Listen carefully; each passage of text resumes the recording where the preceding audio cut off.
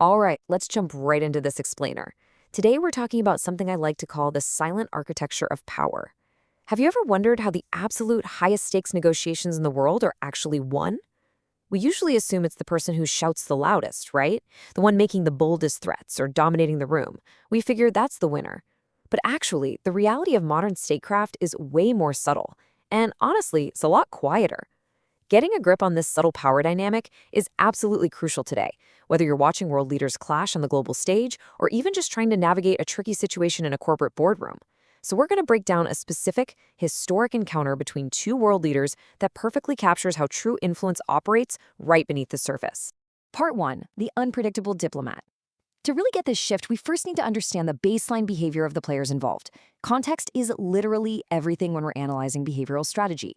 Before we can measure how well a psychological tactic works, we gotta know how the person walking into the room normally acts.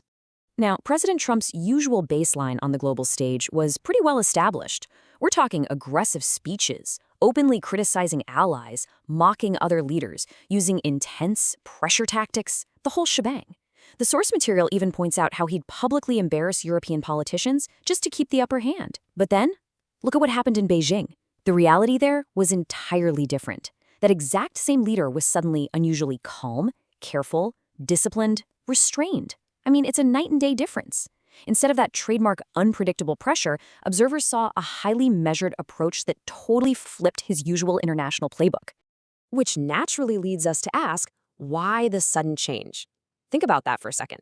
When someone who usually, completely ignores the rules, walks into a room and suddenly follows them to the absolute letter, something profound is happening beneath the surface. It wasn't just a fluke. It was a direct psychological response to a hyper-controlled environment. That unpredictability was neutralized, not by force, but by pure design. Moving into part 2, the psychology of power. We're going to analyze this not as a political win for either side, but strictly as an objective masterclass in behavioral dynamics. When two totally opposite styles collide like this, the underlying strategy shows us exactly how environments dictate outcomes. Beijing's whole strategy here hinges on the psychology of power. Basically, it's a strategy of controlling the atmosphere through absolute calmness and rigid structure. The goal? To make an opponent adjust their own behavior without ever actually getting into a direct confrontation. So instead of meeting force with force or screaming back at someone who's yelling, the environment itself is meticulously engineered to dictate the rules of the game. It's kind of like steering a ship by changing the ocean currents instead of just fighting the wind. Look closely at the specific behavioral tactics they used. Beijing carefully designed every single detail of the visit. I mean, absolutely nothing was left to chance. Plus, Xi Jinping never rushed the pace of the meetings, not once. He never overreacted to provocations or attempts to disrupt the flow. By imposing this super strict, deliberate structure, they just completely controlled the atmosphere. They used this unwavering calmness to manage a traditionally unpredictable leader. It's essentially taking the oxygen out of a fire before it even gets a chance to spark. So here's where we hit the crucial mismatch between expectations and reality. Washington came in hot. Their expectation was that economic threats and tariffs would force China into immediate concessions. It was a classic brute force pressure cooker strategy. But Beijing's reality? Totally different. They served up a quiet reminder that the global balance is changing, basically signaling they are no longer a weaker player. That old playbook of just applying heavy external pressure simply didn't work in this new reality Beijing was projecting. They met those aggressive demands with just a composed, completely immovable posture. All right, part 3, establishing the red line. This is the specific pivot point of the meeting where this whole psychological strategy got put to the ultimate test over a highly sensitive issue. This is where theory hits reality. This is the exact moment Xi Jinping took preemptive control of the narrative. He calmly established boundaries before his counterpart could even try to dominate the conversation. You know, in any negotiation, whether it's a massive trade deal or just a contract dispute at your job, whoever sets the rules of engagement first is usually the one who controls the final outcome. It was a brilliant strategic move, impeccably polite but entirely firm, no room for ambiguity whatsoever. By staking out that territory right away, the dynamic shifted from a debate into just a declaration of facts. Breaking this interaction down step by step, we see a highly structured sequence designed to draw a definitive red line regarding Taiwan, all without a single voice being raised. First, Xi Jinping issues a clear warning right at the onset. Second, This isn't posed as a question. A definitive red line is established early, straight out of the gate.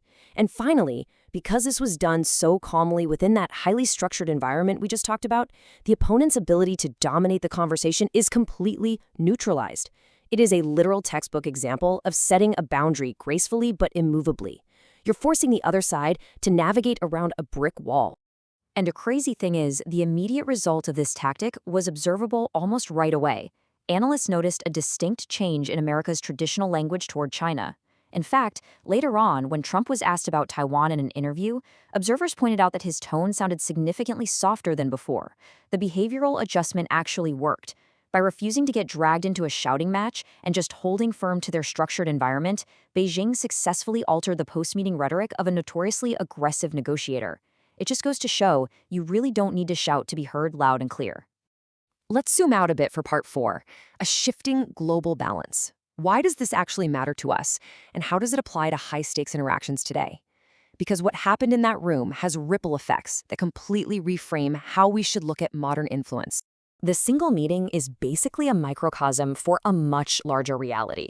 Beijing no longer views itself as a reacting, weaker player. It proves that diplomacy is so much more than just flashy speeches at podiums or angry posts on social media. It's about this silent architecture of behavior. The global balance of power has fundamentally changed, and Beijing's strategic calmness is proof that they're setting the tempo now. They aren't just dancing to someone else's tune anymore, they are composing the music. It signals a deeply calculated, mature approach to international relations. So I want to leave you with this final provocative thought to chew on the next time you watch world leaders, or hey, even your own colleagues, interact. Is the absolute strongest negotiation tactic making an opponent adjust without ever getting into a fight? By projecting calm and refusing to react to volatility, you can reshape the entire environment to your advantage. It's an absolutely profound lesson in human psychology and global statecraft. Thanks for diving into this explainer with me, and remember to keep an eye out for those silent structures of power in the world around you.